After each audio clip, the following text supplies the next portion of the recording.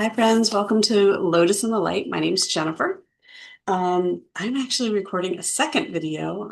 I'm back from basically a little more than a week from recording, um, unplanned, but just following the flow of what I needed, what my mind, body, spirit needed, and it was a break, apparently. So I'm back, and I just recorded a video, but then.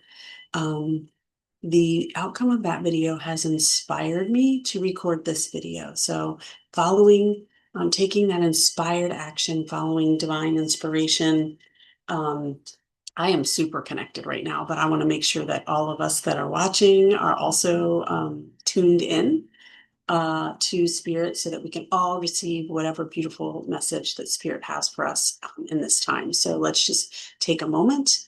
I've got a stone here. Let's just take a deep breath together.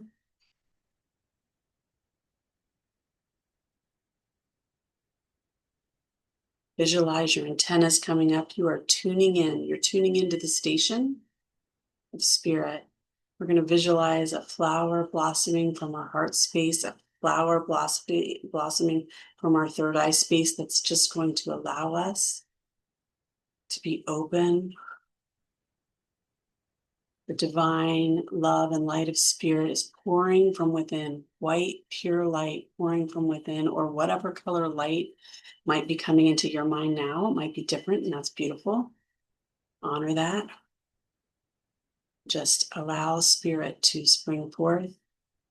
Let's connect energetically together. Thank you, Spirit, for the message you have for us today. Okay. So what popped in my mind right after I finished the last video was this question of when we want something and we don't manifest it into our 3D reality, is that because we're an energetic mismatch? Is it because we don't deserve it? Is it because it's divine redirection? What are all the potential reasons that we might think we are not receiving something that we want? Um, First of all, there's reasons that come from limiting beliefs that are negatively inspired reasons. They're reasons that come out of your ego, come from your ego, out of your um, intellectual mind. Okay, they're thoughts that you have, they're beliefs that you have. Beliefs are nothing more than thoughts that you keep having over and over again, right? They're repeating thoughts. And they're often our thoughts are driven by our ego. Our ego is not inherently bad. And I don't like it when we try to put ego in some light of evil or, something negative. Our ego is just limited in its understanding, in its wisdom, in its knowledge. Our ego doesn't have the whole picture. Okay. So our ego will often trigger thoughts of fear, thoughts of um, limiting thoughts like unworthiness, unlovable, undeserving, because it's filtering these ideas through what it knows, what it's been taught, what it's learned from society, what it's learned from your past traumatic events or your past life experiences in general, traumatic or not, what it knows from your DNA, from your ancestors' traumas and their experiences. And all that, it filters all your thoughts through all of those things. But what it doesn't know or understand is what it doesn't see, what it hasn't experienced yet. So that could be deeper levels of connection to God, could be your own, what your soul knows, your own intuition, the things that you know at a soul level that you have filtered out, your ego has filtered out because it's like, I don't know that to be true, right? I haven't really experienced that. I haven't seen that in this 3D reality. So it must not be true, right? And that's the challenge with um uh I'm going to stop there. I don't want to go down a tangent, or maybe spirit wants me to go there, and if so, spirit will redirect me, but um staying focused on first of all, figuring out, are you not manifesting the things that you want in your life because of some negative limiting belief? And I'll give an example. You may have a job that you don't like. You may be in a relationship that you don't like. That isn't, I say that you don't like, that isn't going well for you, or that, has some aspects of it that you're not happy with. Okay. And I'm kind of paralleling those two examples because those are really common ones. You may have in your mind like the perfect job, or maybe you don't, because maybe you have such limiting beliefs that you don't even think there's a perfect job for you that you would really love. I'm here to tell you, Spirit wants you to love your work as much as you love going on vacation. That's what we were designed for. Okay. So maybe you don't even believe that that's possible. That's fine. Okay. Limiting belief brings down what you can possibly manifest, right? Because there is that out there for you, but you may not believe it yet. Okay. That's fine. But if you have limiting beliefs about what kind of job you deserve, what kind of job you're qualified for, what kind of job you is even exists for you, what kind of jobs are available. Maybe it's your limiting beliefs about what jobs are even available. Maybe it's limiting beliefs about what jobs are available where you are at, where you are geographically located, whatever. All those limiting beliefs reduce and shrink the pool of opportunities for you. The opportunities are literally limitless. But those negative limiting beliefs will shrink the pool of opportunity for you. So that's one aspect, okay? So that's the negative aspect of how we limit ourselves through our beliefs. Now let's turn to the idea of, okay, let's say I don't have, I have, we all have some limiting beliefs in some way, but let's say you still have enough beliefs that you could achieve, or some higher um, uh, something better than you have today. Okay. So within those opportunities, if you're not realizing those opportunities, is it because Spirit is divinely redirecting you? Or is it because it's perhaps not an energetic match for you? And that might be a new concept for many of you. So we'll talk about that in a little bit. And I would say yes, and not either or. I say this all the time. Most things are not either this or this. It's some blended understanding. Okay. So I'm going to explain it to you from my current understanding as Spirit has revealed it to me. That does not mean that that is the end all be all truth about it, because I am limited in my understanding based on my vibrational level, just as you are. So I'm going to explain it to the degree that I understand it, and what resonates for you, let that inform and help you in your journey, and what doesn't, let that fall away, right? So I say yes, and because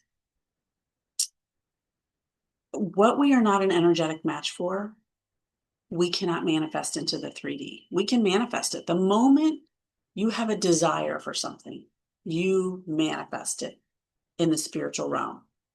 The universe is conspiring for your favor all the time. The universe is conspiring for your favor all the time. Okay. So the moment you have a desire, your spirit guide, your angels are like, yep, let's move these pieces. Let's okay, we're ready. We can make this happen. The only thing you have to do is get out of your own way. You have to, you have to alleviate the limiting beliefs that are going to prevent you from realizing it. You have to get into that energetic vibration that is a vibrational match for that thing that you want. And so all of us are energy.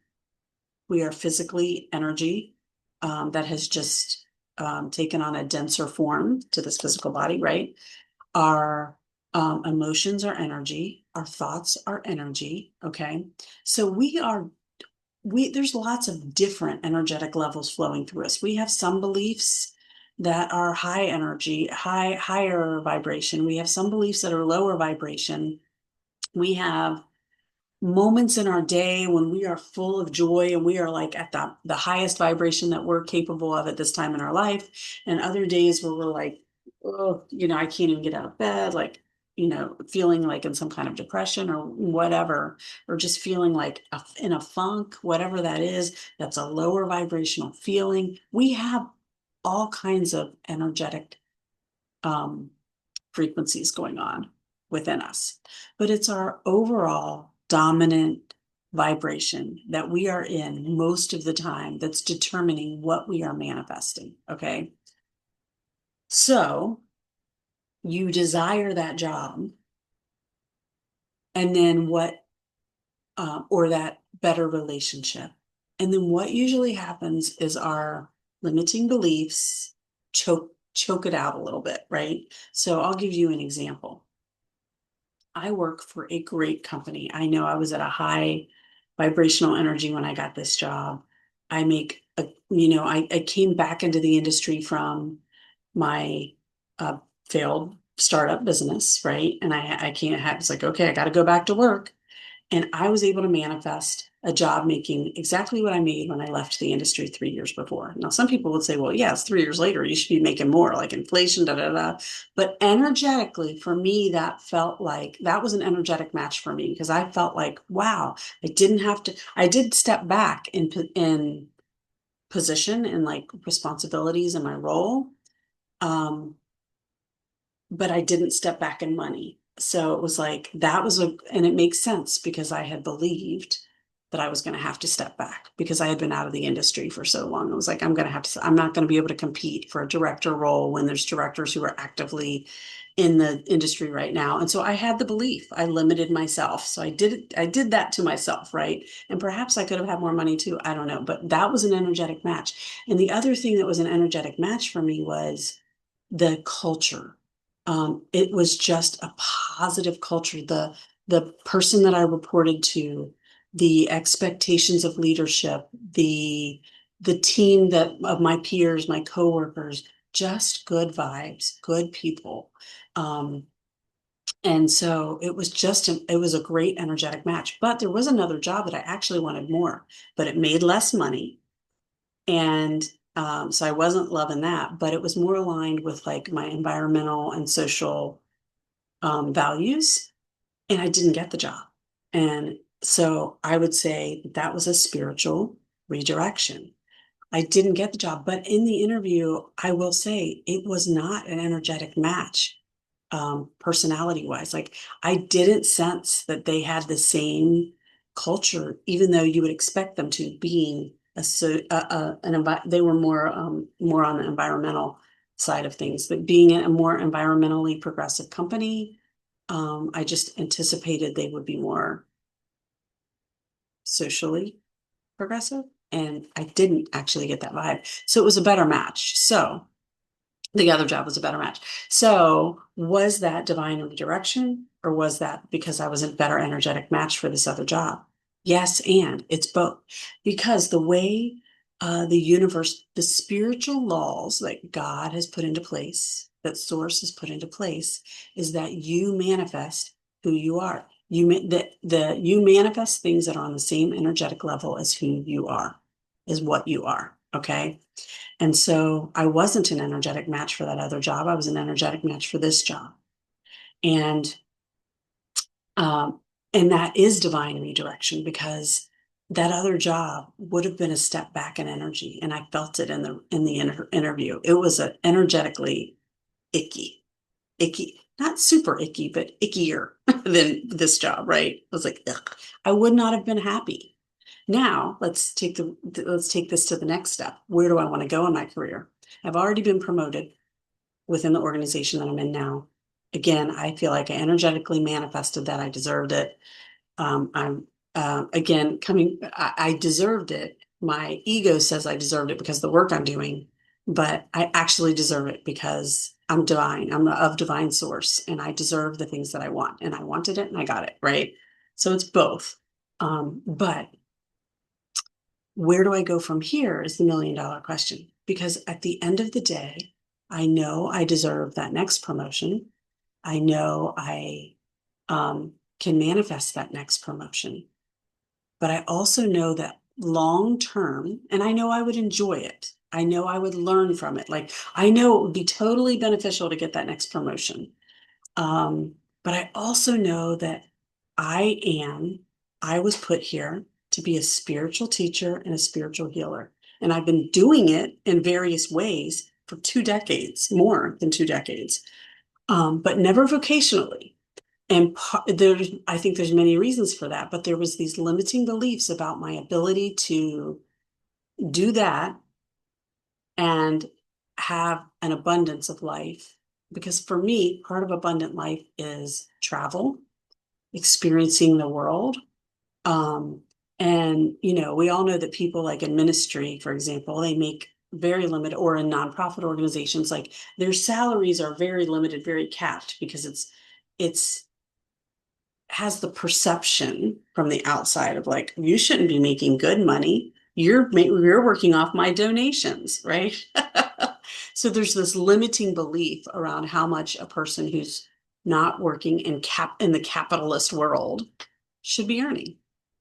And I think that's a limiting belief. And I've had that limiting belief, and therefore I could never make that transition into um, full-time ministry or full-time nonprofit work or anything like that, because we had already become accustomed to a certain lifestyle. And some people would say, well, that you're being driven by money. Oh, I wasn't being driven by money. Everything I did in my life was to support my personal um, purpose.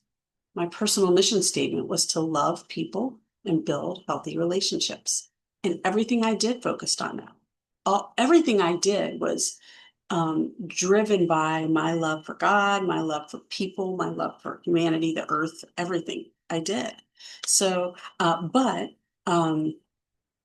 I also had beliefs about my responsibilities and duties to my family, right? And so that was a kind of a tug of war. And maybe if I had let kind of that expectation go, I would have been able to leap more fully into ministry. But I also don't know that then I would be where I am right now. And I'm exactly where I'm supposed to be right now. I'm much more ecstatic about that than anything I've ever done in ministry before. And I'm not dissing those experiences, because those experiences got me to where I am today. So I'm not dissing them. I just know I'm in a better place today. So I love that. So anyway, I know that long term, there is this role for me that where I am rewarded financially, and my income is rooted in my work as a spiritual teacher and healer. I know this, and I'm still on the journey of discovering what that means and what that looks like.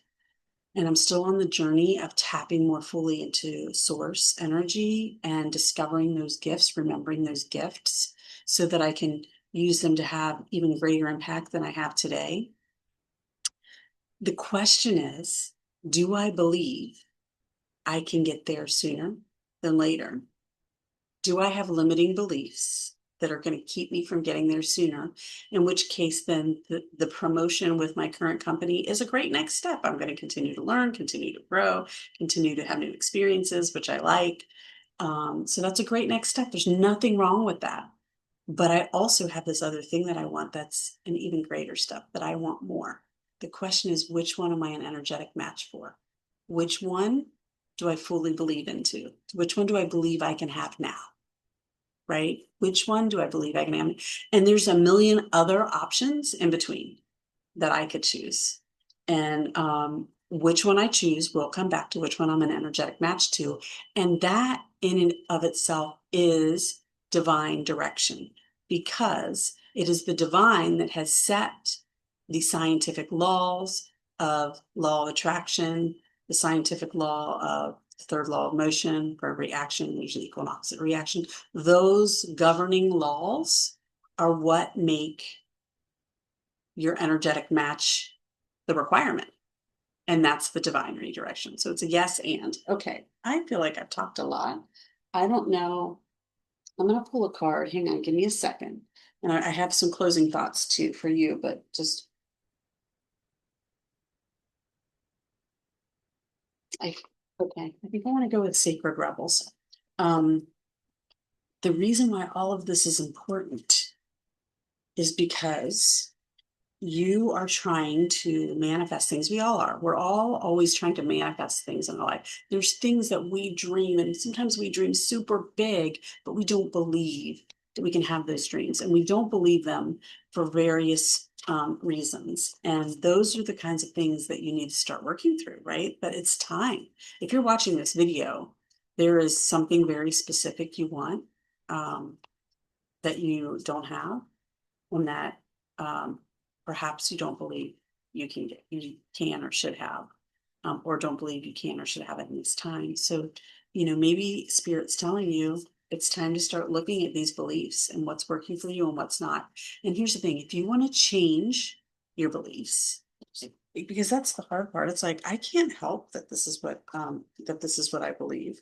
Um, Two cards actually fell out, so I'm going to stick with the first one. If conversation leads to it, I'll lean into the second one as well. But the first one is 30, the perfection of your life. Perfection of your life. I love that. There is undergirding every decision you make in your life, every direction your life takes, undergirding that in what feels like chaos most of the time. What feels like that's where this one comes in after the storm. Most of the time, life feels like chaos, like things that are outside of your control, things that you cannot control, are happening to you all the time. It feels like, right? But the truth is, your life is perfectly unfolding. It's unfolding exactly the way it needs to for you. And this is why we've got to stop trying to force other people's paths and journeys and trying to force them into certain career directions or relationship directions, or force them into a certain path on their physical healing, or a certain path on their spiritual healing, or a certain path on their emotional healing, because all of our lives are unfolding exactly the way they need to for you. Everyone's journey is unique and it is perfect. Your life is unfolding exactly perfectly the way it needs to. I know that is hard to believe, but it is true. And every time we weather a storm, and here's what I love about the fact that these two cards popped out together, 1 and 30. So you see this sacred geometry right here? This, like, there is a beautiful, and then the sacred geometry right here. There's a beautiful thread of design in your life that strings through all of the chaos. It's like the, wish I could, I just keep referring back, it just keeps coming back as like a thread. So there's this thread in your life that is keeping you connected. Okay, like the umbilical cord, right? To the baby, to the mama. There is a cord, an umbilical cord that's keeping you connected to truth, connected to love, connected to safety. That's it's there all the time. And when you recognize and acknowledge the perfection of your life, you can take all those chaotic things that are going on and you can minimize its impact. You can minimize the damage, control the damage it has in your life, because you can just recognize it for what it is. It's an experience that you're needing to learn and to grow, right? Or this crappy job I have because I'm an energetic match for it. And because Spirit knows, this is the divine redirection, right? Spirit knows that if they gave me exactly what I wanted right now, that is at such a higher energetic level, I wouldn't be ready for it. My brain would explode. Scriptures talk about, like, you cannot see me because, like, it would destroy you to see God in all of God's glory, right? Because you're not an energetic match for it. And it's just like, have you ever known someone that is just such a wonderful, beautiful person, like the kindest, most gentle, loving person? I know some of those people in my life that you're like, there's no way you cannot like this person. And then you meet somebody that's like, yeah, I don't like them. You're like, how is that even possible? Like, there's not a mean bone in this person's body. They're beautiful. They're lovely. It's because they're not an energetic match. It's because the contrast between the person that doesn't like them and the person that you know and love, the contrast between their energies is so wide that that other person could feel intimidated, could feel threatened. Who knows what they're feeling in that lower vibrational energy, but it's like, how could you not love this person? It just doesn't make sense. That's why they're not ready for that. So when they dream at that energetic level, spirit knows like you're not ready for that. If I put you there, you're going to reject everything that we give you. Well, but Spirit also has already prepared it all for you. So the moment you start shedding the things that are keeping you from it, it's there for you. It's waiting for you. Spirit is conspiring in your favor. And Spirit also keeps throwing you situations to help you shed those things. And those are the storms. So it's like after the storm, there is a great revelation. There is a great wisdom. The owl is all about wisdom. There's a wisdom. There's a light shining on that darkness, right? Like this is the moon, but the moon does offer light. So the moon does work in shadows, right? The moon works in those deep, dark places. Um, but there's a cord of truth, a cord of wisdom, a cord of knowledge, a cord of divine design. That's the sacred geometry. Divine design. The perfection of your life becomes clearer and clearer after every storm. I don't even want to read the cards because I feel like I just said it all. So I'm going to leave it right there. Okay, peace out. Love you guys.